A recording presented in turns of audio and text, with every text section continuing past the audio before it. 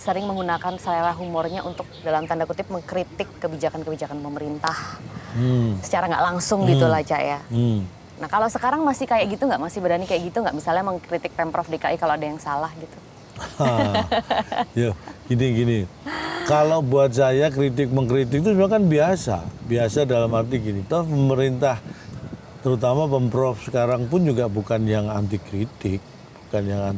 Artinya semua itu ketika ada dasarnya, ada base-nya, justru kritikan itu sangat membantu buat saya. Saya sering sekali diskusi dengan orang dulu ya, ketika bukan diskusi sebenarnya. Orang yang memberi masukan secara tidak langsung walaupun itu bukan tugas mereka, tapi kadang-kadang buat saya menarik juga apa yang disampaikan mereka, bahwa saya punya kekurangan di sini, di situ, di sini, di situ. Walaupun akhirnya saya akan merumuskan itu bahwa enggak, saya memang memilih ini karena saya begini. Saya memilih itu karena saya begitu gitu kan. Nah, kalau ngomong masih mengkritik, buat saya kan balik lagi. Tugas saya kan sudah punya tugas di sini. Kinerja saya tunjukkan di sini. Kalau toh untuk urusan yang lain berkaitan dengan kinerja Pemprov, kan saya punya cara, punya hal, atau mungkin lebih bisa dibilang punya jalan yang sangat-sangat mudah buat saya untuk memberikan apapun itu. Misalnya saya mau berkomunikasi, memberikan masukan kepada Pak Gubernur, Pak Wakil Gubernur atau siapapun, buat saya sangat lebih mudah. Buat saya nggak perlu berkoar-koar.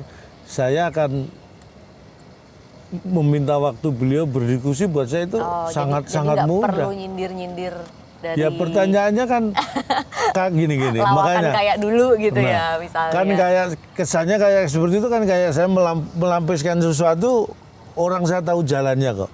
Kalau dulu mungkin nggak tahu jalannya yang dikritik itu ya. Nah kalau orang ketika kita di luar sistem, kemudian nggak tahu jalannya, ya satu-satunya ya dengan cara ya setiap ada kesempatan saya gunakan untuk mengeluarkan itu kan gitu.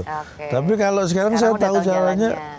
Makanya kadang-kadang orang melihat kayak zaman dulu aja, mungkin ketika 2014 sampai 2023 merasa calon dong, wah temenan sama pemerintah dan sebagainya. Saya nggak pernah kritik. Buat saya bukan nggak pernah kritik, tapi pertanyaan saya ketika di atas panggung tugas saya itu kan menghibur. Saya netral, saya menghibur. Kalau toh saya mau menyampaikan sesuatu, ya tanda kutip ya, waktu ketika itu secara umum. Tapi kalau secara khusus yang mau kritik, buat saya orang saya tahu jalannya kok. Saya mau ketemu gampang kok. Dalam konteks gampang itu bukan dalam arti sembarangan, bukan. Tapi saya tahu caranya dan saya yakin itu bisa dilakukan gitu. Kenapa nggak cari cara yang paling efektif? Betul. Gitu.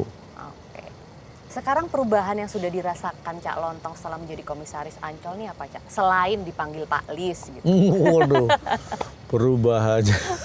saya itu orang yang nggak pernah ngelihat perubahan saya sendiri ya. Mungkin sebenarnya harus nanya ke kamu, perubahan saya apa setelah kamu manggil saya Pak Lis?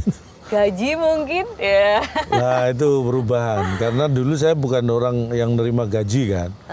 Saya kan menerima fee, honor, karena saya di hire, ngisi acara, dibayar. Kalau sekarang kan gaji karena bulanan kan. Yang perbedaannya kan hanya di situ. Kalau boleh tahu berapa sih Cak gajinya Cak? Yang nggak lebih banyak daripada saya jadi pelawak sebenarnya. Tetap banyak kan jadi pelawak jadi Cak? Iyalah. Kan? Ya iya.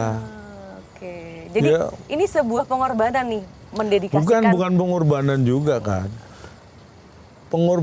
Nah ini kadang-kadang kok sok banget sih pengorbanan. Memang yang nggak apa-apa Cak. Yang saya korbankan apa? Kan kenyataan. Yang misalnya harusnya bisa ngambil ada acara di sini gitu. Wah saya tahu sih Cak Lontong ini emang bayarannya mahal kalau dipanggil. Paham banget saya. Enggak juga. Kayaknya gaji 1 bulan di sini ya itu 1 kali ya atau 2 kali gitu kali ya. Bener nggak? Iya kurang lebihnya ya lah. Kan bener. Nah itu kan berarti ketika Cak Lontong nggak bisa karena karena ada acara Ancol misalnya gitu, jadi nggak bisa memenuhi satu job gitu ya udah aja gitu. Itu kan sebuah pengorbanan. Iya buat saya ya udah aja, karena apa? Kan rezeki itu datangnya kan nggak sekali. Rezeki itu ketika mau datang ke kamu dan waktu itu nggak bisa, dia nggak akan putus asa, nggak akan jadi rezeki kamu, nggak. Berarti memang ini sebenarnya bukan rezeki kamu. Aku orang yang berprinsip gitu. Jadi apapun aku ya rezekinya akan datang sendiri lah, pasti akan datang. Bahkan contohnya sekarang ya, saya sering diundang di narasumber. Kalau dulu kan diundangnya penghibur, ya. Sekarang diundangnya sebagai narasumber. Kan itu sangat berbeda sekali secara... Menikmati juga berarti, Cak? Iya, bukan menikmati, memang itu harus saya lakukan gitu kan. Di dinas-dinas, di acara-acara sosial gitu, di kampus-kampus ya, sebagai narasumber ya. Ya itu kan, kalau sudah seperti itu kan saya nggak berpikiran bahwa harus menyamakan apa yang saya dapat di situ dengan ketika saya jadi komedian pelawak, kan nggak juga. Tugas saya di situ beda, saya hadir di situ karena juga yang dibutuhkan oleh mereka itu berbeda. Ya, jadi ya sudah, saya nggak akan ketika jadi narasumber tiba-tiba terus mintanya tarif kayak pelawak, ya nggak mungkin kan. Kita mengikuti kayak narasumber kan mengikuti yang... Tapi masih bisa nggak kalau jadi narasumber atau di forum-forum yang serius gitu ya, misalnya lagi rapat dengan para dirjen-dirjen pakai jokes-jokesnya gitu?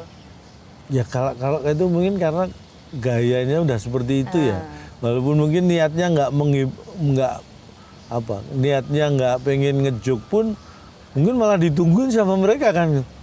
Mana joknya gitu loh, kan ini memang saya mau serius gitu. Tapi kadang-kadang buat mereka itu saya terlalu serius pun udah lucu di mata mereka. Oh, jadi masih sering ya. Nah, itu biasanya keadaan jadi lebih cair dong, Cak. Bisa jadi lebih cair. Biasanya gitu, otomatis gitu. Makanya katanya kan gini, cowok humoris itu kan lebih banyak yang bisa diterima di banyak tempat dan oleh banyak pribadi kan, daripada yang ganteng tapi terlalu serius. Nah, gitu. tapi saya sarankan lebih baik milih yang ganteng dan serius lah daripada yang humoris tapi nggak jelas kayak saya. Loh kok gitu. Nah, seberapa humor itu ternyata membantu kepemimpinan Cak Lontong sebagai komisaris ini? Atau dulu waktu jadi ketua tim kampanye? Saya menyebut humor itu energi. Energi itu tidak bisa hilang. Dia hanya berubah bentuk. Karena ada hukum kekekalan energi kan kalau sekolah itu. Jadi energi itu nggak bisa hilang. Fisika ya itu kayaknya, Cak. Dia hanya berubah bentuk. Nah, humor itu seperti itu. Humor itu karena dia energi, dia bisa berubah bentuk. Dulu mungkin yang namanya humor itu dari pelawak, dari dagelan gitu kan. Sekarang sudah musik berhumor.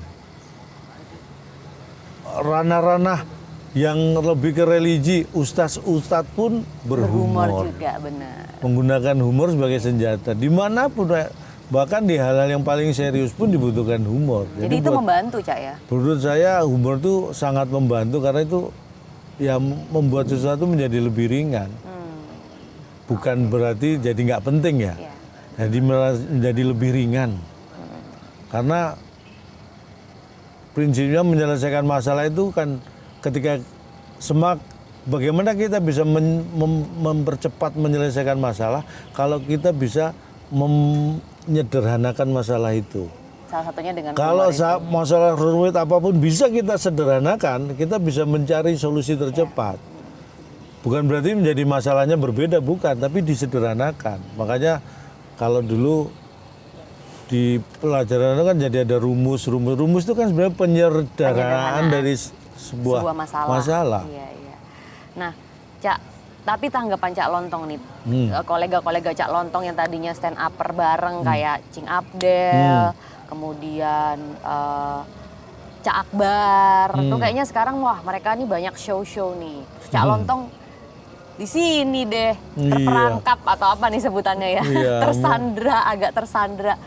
Gimana tanggapannya tuh, Cak? Ya mungkin mereka kasihan ya sama saya mungkin ya.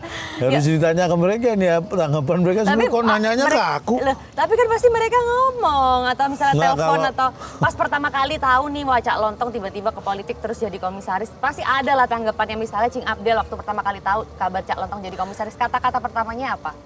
Enggak, kalau Abdel tuh orangnya sama saya memang sangat dekat, kenal baik. Jadi dulu sebelum jadi komisaris ini pun dia ketika tahu saya dipilih jadi ketua tim pemenangan itu aja, anjay, meleng dikit jadi ketua tim ses gitu dia bercandanya gitu. Iya, Habis gitu prosesnya, weh meleng dikit jadi komisaris.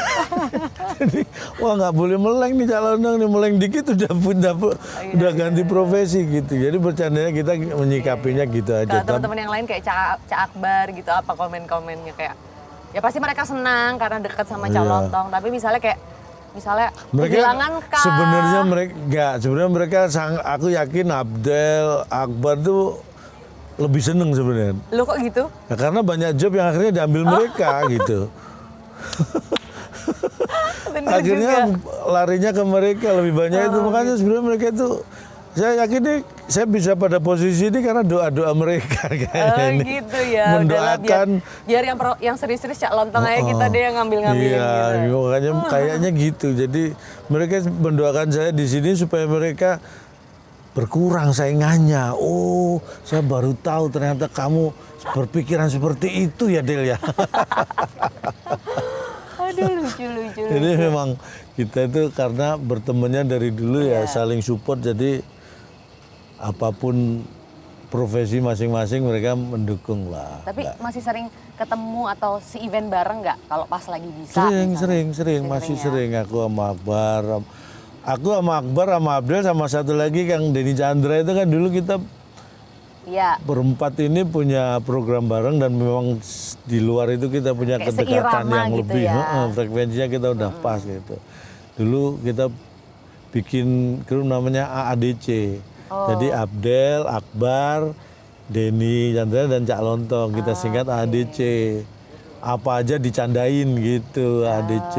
Jadi kita itu memang secara chemistry sudah sangat deket banget, dan Abdel sangat sibuk juga kan sekarang lagi lucu-lucunya lah dia. Ibaratnya lagi lucu. Naik daun juga ya, lagi banyak tawaran kayaknya. Iya, kayaknya banyak tawaran dan harus banyak perawatan kayaknya. Cak, tapi ada yang nyinyir juga nggak? Banyak. Maksudnya ada itu dari mana? Siapa aja. Banyak lah, karena gini. Orang itu kecenderungannya kan melihat sesuatu itu kan, ya itu tadi kamu bilang, kalau nggak hitam ya putih. Jadi ketika itu abu-abu itu dianggap sesuatu yang nggak benar. Padahal abu-abu sendiri kan sebuah warna. Ada black, ada white, ada grey kan. Apa salahnya abu-abu ini kok sampai dipertanyakan? Loh, saya kan juga sebuah warna, kenapa Anda pertanyakan? Memang dia gabungan dari putih dan hitam gitu jadi. Tapi artinya kadang-kadang begini, pelawak jadi komisaris. Apaan sih? Emang bisa kasih apa sih? Mungkin gitu? Buat mereka itu sebuah lompatan yang ini mah asal aja. Atau misalnya gini kayak ini gara-gara kemarin jadi ketua tim ya pemenangan itu, nih, dapat link nih, dapat jaringan nih, ini enak ya gitu. Jatah karena balas budi gitu-gitu kan. Tapi saya kembalikan lagi kan, kalau Anda punya kontribusi apapun terhadap siapapun, kemudian orang itu merasa bahwa Anda ini punya potensi dan berkontribusi, kemudian mereka merasa bahwa merasakan itu, kemudian apapun alasannya kemudian memberikan kesempatan Anda di satu tempat, kan itu bukan sesuatu yang salah.